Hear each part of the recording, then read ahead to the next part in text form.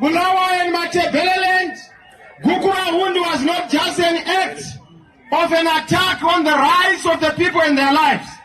It was also accompanied by underdevelopment. I've been to Ngai. The road that was built by Smith is the same road that is there.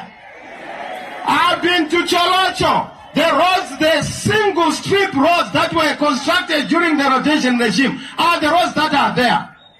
There has been no development in this country, particularly in Matebeleland. Matebeleland is forsaken. Matebeleland is forgotten. Matebeleland has been neglected. You must choose a leader for everyone. This young leader is going to remember Matebeleland. This young leader is going to